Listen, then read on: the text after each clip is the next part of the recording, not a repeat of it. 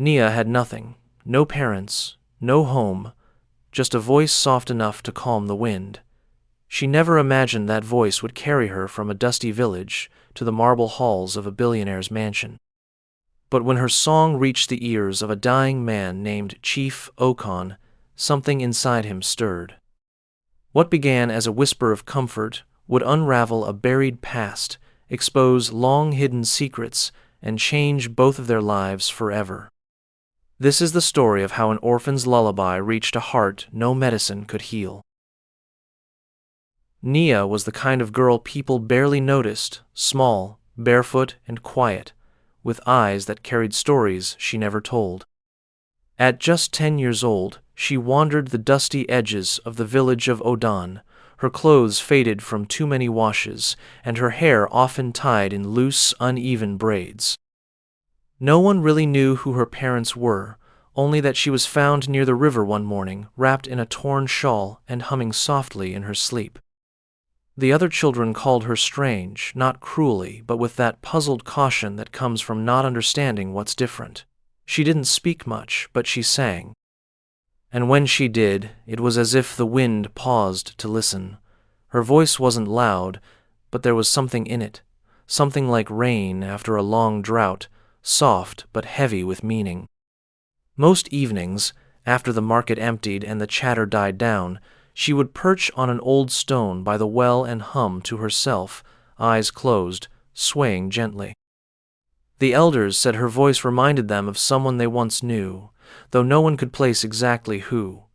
For Nia, singing wasn't performance. It was how she stayed whole in a world that had taken everything from her.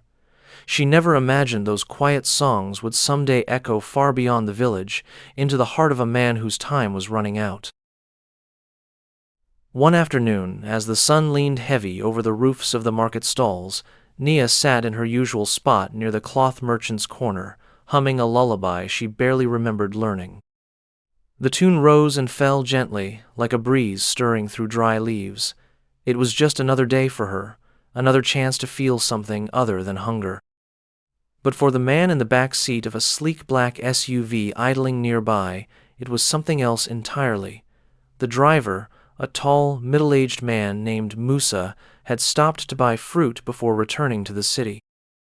As he waited, the faint melody caught his ear.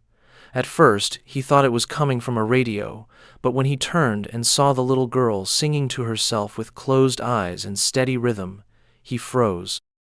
There was something hauntingly familiar in that song, something he hadn't heard in decades, since long before he became Chief ORPHAN's driver. That name still made people shift in their seats. Chief ORPHAN, the billionaire recluse who had built hospitals, crushed rivals, and now lay quietly in his mansion, too sick to speak and too bitter to smile. Musa didn't believe in miracles, but something about that girl's voice clung to his chest like a memory. He bought the fruit, returned to the car, and drove off, but the melody stayed with him all the way to the city, replaying louder than the engine. In the heart of Lagos, behind tall gates and silent fountains, Chief ORPHAN's mansion sat like a forgotten palace, lavish, cold, and eerily still. Once the most feared and respected man in the business world, Chief ORPHAN was now a shadow of himself, curled up beneath white sheets in a room that smelled of antiseptic and fading time. Cancer had taken over his body swiftly, and with it his will to speak, to fight, or even to hope. Doctors came and went. Family members appeared in shifts, offering forced smiles and hollow encouragement, but he knew they weren't there for him. They were waiting, watching the hours like vultures circling the last breath. His eyes rarely opened now. The world outside his window passed him by, and inside, the silence was so thick it felt like a second skin. Nothing reached him anymore. Not the prayers whispered by nurses. Not the reassurances from his lawyers. Not even the gentle hand of his only daughter, who visited less and less. He had shut everything out. Yet that evening, when Musa returned from the village and hesitantly mentioned a little girl's voice, soft, haunting, like an echo from the past, Chief ORPHAN's eyes flickered, just once. brief and barely noticeable, but Musa saw it, and in that moment he knew. Something inside the old man had heard that song, even if no one else believed it. Something had stirred. It was 2 days later when the black SUV returned to Odon. This time, it didn't park by the market. It drove straight to the old well where Nia often sat. She was there, humming softly, a woven basket of mangoes by her side. When Musa stepped out and approached her, the villagers watched with suspicion. No one in that place had ever had business with men in suits. But Musa knelt, met Nia's cautious eyes, and spoke gently, asking if she would come with him to visit a sick man who needed her song. She didn't answer at first. She wasn't used to questions, let alone ones that sounded like riddles. He didn't push her. Instead, he offered her a small packet of chin-chin and waited. Slowly, with a hunger that wasn't just about food, she nodded. The journey to the city was long. Nia stared out the window, watching the trees blur past, clinging to the silence between her and this kind-eyed stranger. When they arrived at the mansion, she was overwhelmed by its size, its quietness, and the way every corridor seemed to echo with the lives that had walked through it. She was led through doors taller than anything she'd ever seen, past paintings of people with eyes that followed her. Then, at the end of a long hallway, the doors opened to a room where Chief Okan lay pale and still. For a moment, she froze. But then, without being asked, she stepped closer, took a breath, and began to sing. The room was silent, except for the steady hiss of machines and the shallow rhythm of Chief Okan's breath. Curtains were drawn, letting in just enough light to paint the walls in a pale gold glow. Nia stood near the edge of the bed, her small hands clenched tightly in front of her, her throat dry. No one told her what to do. No one had to. She looked at the man lying there, skin drawn thin over his bones, mouth slack, eyes shut as if sealed to the world. Something about him didn't frighten her. Maybe it was the stillness, or maybe it was the way the air felt heavy with unfinished stories. She opened her mouth, and her voice slipped out like the first rain after Harmattan. The song she chose had no words, just soft hums and rising tones that once lived in her bones more than her memory. She sang the way her mother used to, in the quiet of night when the darkness pressed too close. In that moment, something shifted. A finger twitched, barely. Then a tear broke free from the corner of Chief Okan's closed eye, trailing down the side of his face like a memory returning from exile.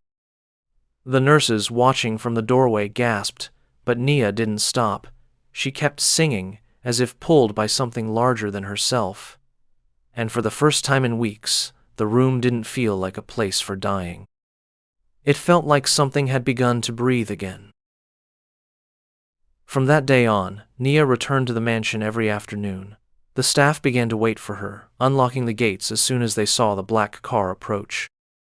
She never spoke much, only offered a nod or a quiet smile, but when she sang, the whole house seemed to shift. The air softened, the cold edges of grief dulled just a little, and even the birds near the windows seemed to settle in quietly. Chief Okan, still frail and voiceless, began to react in small, unmistakable ways. His eyes fluttered open more often. He tried to lift his hand, once even managed a faint smile. The doctors couldn't explain it. The family dismissed it as coincidence, but Musa knew better. He had seen what that voice did. One evening, as Nia finished her song and turned to leave, the chief's lips moved. No sound came, but the nurse beside him leaned closer and caught a whisper. "She reminds me of her." Confused, she asked who he meant, but he didn't answer. Instead, he looked out the window, lost in a memory only he could see. Over the next visits, the whispers grew, bits and pieces, a song, a woman's name, a baby left behind. And slowly, a pattern began to emerge, one that pointed not just to a forgotten love, but to a secret buried deep in the foundation of the mansion itself. A secret Nia had unknowingly brought back with her voice. It was on a quiet Tuesday afternoon when the truth began to unravel. Nia had just finished her usual song and was resting in the chair beside the window, her legs curled beneath her. The room was still, Chief Okan asleep again, his breath softer than usual. That's when Nurse Amara, one of the older staff who had served the mansion for over 2 decades, entered holding a worn envelope. Her eyes lingered on Nia for a long moment before she sat beside her and asked, almost hesitantly, "What was your mother's name, my dear?" Nia shrugged. "I don't know. She died when I was small." Amara nodded slowly, her fingers tightening on the envelope.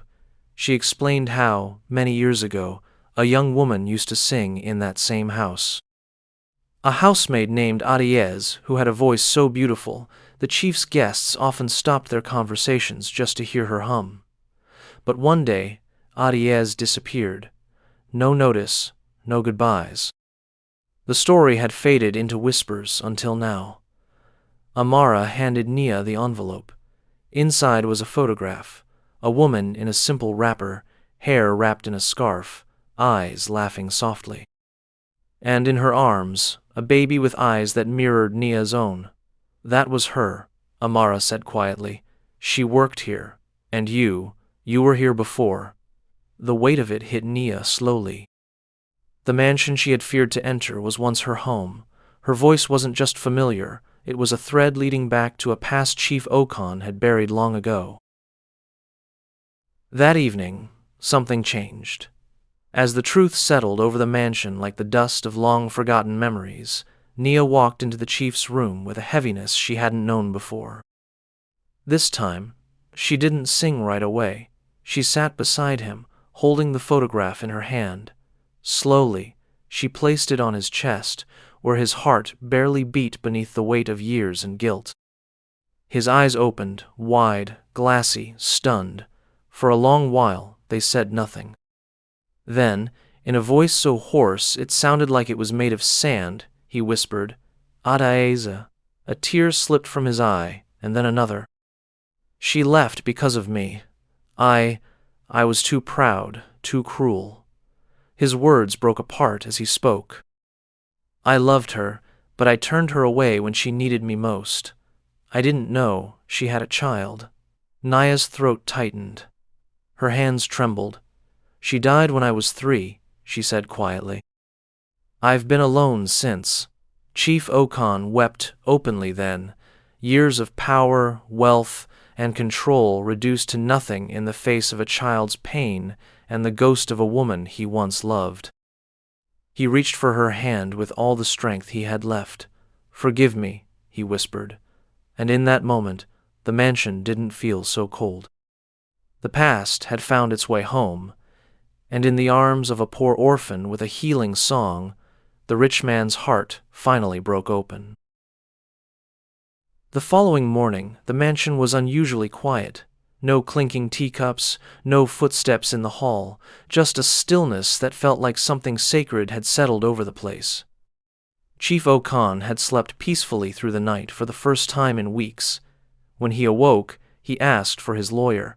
His voice, though fragile, carried a clarity that startled everyone present. The family gathered, eyes cautious, waiting for another gesture of farewell or a final blessing. But what they heard left the entire room speechless. Chief Okan, with Nia seated quietly by his side, declared that he was revising his will. There was no fanfare, no theatrics, just a trembling old man making peace before the end. He asked that Nia be recognized as his legal heir, not for the sake of wealth, but to restore what he had once destroyed. Gasps filled the room. His daughter protested, furious and shaken, accusing him of being manipulated. But Chief Okan, for once, did not waver. "This child saved what was left of me," he said firmly. "Not my fortune, my soul." The lawyers documented every word. Musa stood by silently, tears in his eyes. The staff watched from the doorway, hearts aching with disbelief and awe. Nia said nothing. She simply held his hand and listened, not understanding the weight of what had just been done, only sensing that the man who had once lived behind stone walls was finally opening a door. When Chief ORPHAN passed quietly 2 days later, the news rippled through the country like thunder before rain. Headlines screamed with curiosity and scandal, a billionaire leaving his fortune to an unknown village girl who sang him back to life in his final days. The media swarmed the gates of the mansion, desperate for a glimpse of the orphan who had changed everything. But Nia wasn't there. She had returned to Odan, to the same well where she used to sing alone. The village welcomed her with stunned silence, then open arms. Though the wealth meant little to her, something else had changed. She was no longer invisible. She had a name, a voice, and now, a story that belonged to the world. Weeks later, the new foundation she launched in Adiza's name opened its doors, offering food, education, and shelter to children like herself. She never stopped singing. Not for crowds or cameras, but for the wind, the sky, and sometimes for a memory. In a world where so many hearts were hardened by wealth, pride, or pain, Nia had done something rare. She reached past all of it, with nothing but a song and a soul unbroken by suffering. She reminded people that sometimes the smallest voices hold the power to heal the deepest wounds. And though she had once been poor and forgotten, the world would never forget the girl who sang her way into a dying man's heart and rewrote the ending of his story.